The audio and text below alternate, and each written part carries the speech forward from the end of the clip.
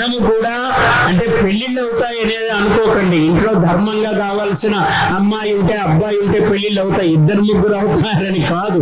ఇన్ని విజయాలు వస్తాయి అనేది అక్కడ గొప్ప. అందుకని ఈ మంత్రం పలకాలి. అందరు కూడా ఒక్కసారి పలకండి. సింహ సింహ సింహలాగా ఉండాలి శబ్దం. సింహ అంటే ఏదో అది మేకపిల్లలాగా ఉంటుంది కానీ సింహంలాగా ఉండదు. సింహ ప్రసేనం అవధీతు అవధీతు సింహో జాంబవత హతః సుకుమారక మారోదీః తవ హ్యేష స్యమంతకః స్యమంతకః స్యమంతకః.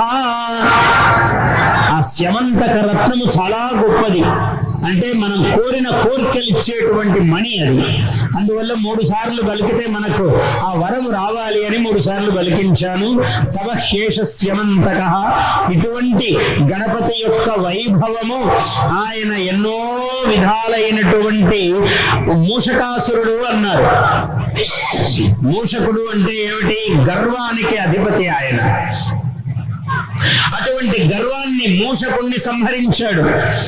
మనము మూషకాధిపతి అయిన మూషక వాహనుడైన గణపతిని పూజించడంలో ఏమి లాభమయ్యా అంటే మనకు గర్వము తొలగిపోతుంది. లోకంలో చాలా ఉంటాయి గర్వాలు.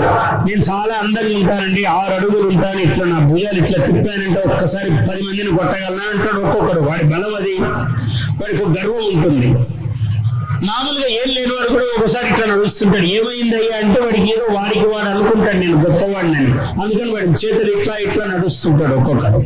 ఎందుకయ్యా అట్లా అయిందంటే ఈ మధ్య కొంచెం డబ్బు చేసిందండి అన్నాడు. అంటే జబ్బు చేసిందిలాగా డబ్బు చేసింది అనమాట వాడికి. అందుకని వాడి ఊరికనే స్వయం చతుర్భుజమేవో ఆత్మానం మన్యమాన అన్నాడు. గ్రంథాల్లో చాలా విశేషంగా చెప్పారు. వాడు నేను కూడా చతుర్భుజుణ్ణి, మహావిష్ణువుని, నేను కూడా గణపతి అంటే అంతటి వాడిని అనుకొని వాడికి గుర్తొస్తుంది. గుర్తొచ్చినప్పుడు ఊరికే చేతులు ఇట్లా దూరం అయిపోయి ఇలా నడుస్తుంటాడు. చూసే వాళ్ళకి చాలా వికృతంగా కనపడుతూ ఉంటుంది. ఎందుకంటే వీడికి భుజాలు ఇలా అయిపోయి నిన్నదాకా బాగున్నాడండి, ఈరోజు పొద్దున్నుంచి ఇట్లా తిరుగుతున్నాడు అని నవ్వుకుంటారు జనాలు. అంటే గర్వం ఏదో ఒకటి వస్తుంది. నేను చాలా గొప్పవాడిని, నేను చాలా అందము, నాకు ఇట్లా చెప్పానంటే ఒక్క ఫోన్ చేస్తే చాలండి, ఒక్క పిలిపిస్తే చాలు 50,000 మంది వస్తారంటాడు ఒక్కొక్కడు. ఒక్కొక్కరు అధికారులు చెప్తూ ఉంటారు, ఇక్కడి నుంచి గురువు గారు ఈ మొత్తం ఈ కనపడుతున్న దీనికంతా నేనే అధిపతిని, ఇప్పుడు రిటైర్ అయ్యాను అని చెప్తాడు. నువ్వేం అధిపతిని, ఎలా రిటైర్ అయ్యావు, ఎందుకు అయ్యావు, నువ్వు అధిపతి ఎట్లా? భూమి నాదన్నా, భూమి నాది ఇక్కడి నుంచి ఇంతవరకు అని అంటే వాడిని చూసి భూదేవి నవ్వుతుందట. ఇలా వీడికన్నా ముందు 1,00,00,000 మంది నాది నాది అన్నారు, నాలోనే కలిసిపోయారు పాపము, వీడికి తెలియలేదు ఆ సంగతి అని భూమి నవ్వుతుందట.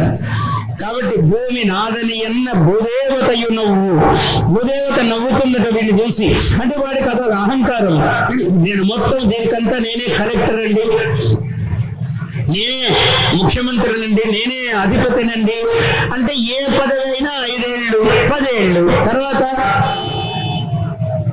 ఎంత పెద్ద పదవి అయినా ఏదో ఒక లెక్క ఉంది దానికి, అప్పటికి అయిపోతుంది. అందుకని ఆ స్థానములో ఉన్నవాడు గర్వపడకుండా ఎవడున్నాడో వాడు మహానుభావుడు. Please subscribe to our YouTube channel. Like and share this video.